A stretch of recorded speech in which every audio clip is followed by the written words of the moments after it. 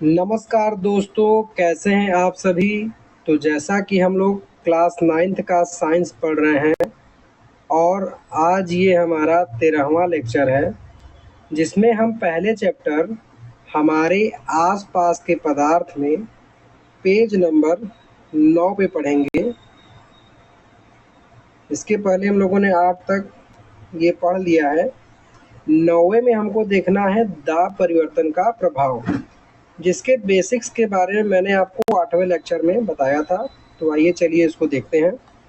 देखिए क्या कह रहा है कि हम जानते हैं कि घटक कणों के बीच की दूरी में अंतर होने के कारण पदार्थों की विभिन्न अवस्थाओं में अंतर होता है।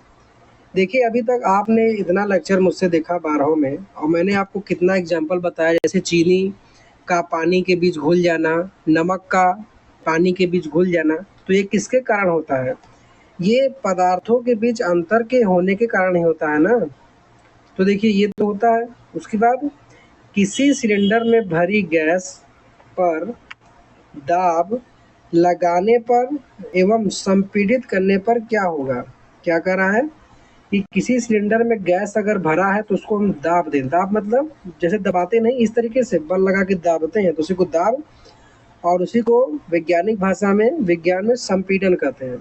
तो अगर किसी गैस सिलेंडर में अगर गैस भरी हुई है तो उसको अगर हम दबाते हैं या संपीड़ित करते हैं तो क्या होगा? क्या इसके कणों के बीच की दूरी कम हो जाएगी? मतलब कि जैसे मान लीजिए ये गैस के कण हैं और इसको हम इधर बल लगा के दबा रहे हैं, इधर से पूरा बंद है, तो दबाएंगे तो ये और पास पास ही आएगा ना। तो मतलब ये चीज़, इसका आंसर हाँ होगा कि कणों के बीच की दूरी कम हो जाएगी। उसके बाद क्या आपको लगता है कि दाब बढ़ाने या घटाने से पदार्थ की अवस्था में परिवर्तन हो सकता है? बताइए, आप बताइए कि क्या उसकी अवस्था में परिवर्तन हो सकता है?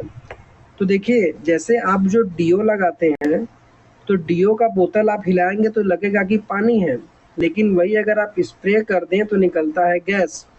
तो ऐसा क्यों होता है? पानी वो तब तक रहता है जब उस पर हाई कंप्रेस करके दबा के बोतल में भरे रहते हैं, और जहां उसको दबा के बाहर निकालते हैं तो दाब कम होता है, तो खट्ट से वो गैस बन जाता है। तो मतलब इसका भी आंसर हाँ होगा कि ऐसा होता है। देखिए इसमें देखिए कि आपको गैस के तीनों रूप को बताया गया है, और इसमें कह भी रहा है कि दाब बढ़ाने पर पदार्थ के कणों को समीप लाया जा सकता है। जैसे देखिए मूल अवस्था में कण कितने दूर दूर है, ये यहाँ है, ये यहाँ है, इसके बीच इतनी जगह है, ये इतनी जगह है। फिर इसको जब हम दाब लगाएं तो देखिए पहले से जगह कुछ इनके बीच कम हुआ कि नहीं। जब और दाब लगा दिए, एकदम पिस्टन को इसके यहाँ तक ले आए, टंकी के तल्ली तक, तो देखिए बिल्कुल पास पास आ गए। तो तीनों में करने पर देखिए अवस्था में परिवर्तन आ रहा है, जगह कम ले रहे हैं, तो इसका मतलब कि दाब का प्रभाव पड़ रहा है। उसके बाद दाब के घटक और देखिए कि दाब के बढ़ने और तापमान घटने से गैस द्रव में बदल सकता है। यहाँ से क्वेश्चन पूछ सकता है कि गैस द्रव में कब बदल सकता है? तो जब आप दाब को बढ़ाएं या फिर तापमान को घटा दें, मतलब कि जितना टेम्परेचर उसका टेम्परेचर और कम कर दें या फिर दाब को बढ़ा दें, तो दो कंडीशन में क्या होगा कि वो गैस अवस्था में बदल जाएगा। उसके बाद क्या कह रहा है कि क्या आपने ठोस कार्बन डाइऑक्साइड के बारे में सुना है? तो आपने कार्बन डाइऑक्साइड गैस के बारे में सुना है, जो कैसा रहता है? काला काला। तो इसी को जब जमा के ठोस कर देते हैं तो उसी को कहते हैं ठोस कार्बन डाइऑक्साइड। ये देखिए होता कैसे है, इसे उच्च दाब पर संग्रहित किया जाता है। जैसा कि मैंने आपको पहले ही बताया कि दाब के बढ़ाने पर ही गैस को द्रव में बदलते हैं। तो यहाँ क्या कर रहा है, कार्बन डाइऑक्साइड आपका गैस है और इसको उच्च दाब पर संग्रहित करता है, तो ये ठोस हो जाता है।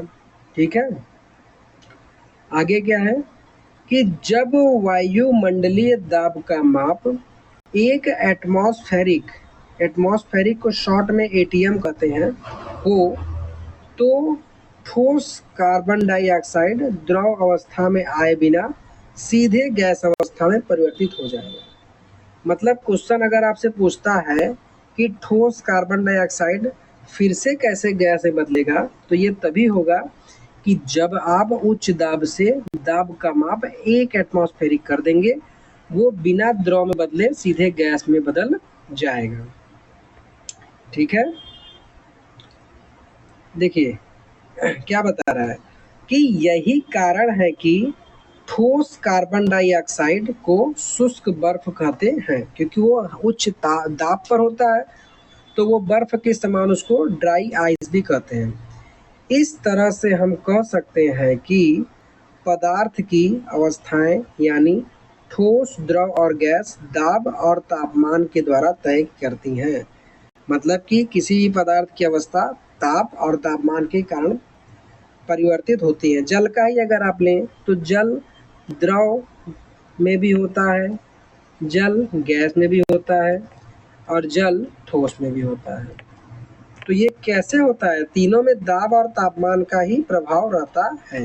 ये उसका डायग्राम दिया है कि देखिए, जब किसी वस्तु को ठोस से डायरेक्ट आप द्रव में बदलते हैं तो इसको संगलन कहते हैं। जब द्रव अवस्था से आप ठोस में बदलते हैं तो इसको जमना कहते हैं। जब ठोस अवस्था से आप गैस में बदलते हैं तो उसको ऊर्ध्वपातन कहते हैं, और गैस अवस्था से ठोस में बदलते हैं तो उसको निक्षेपण कहते हैं।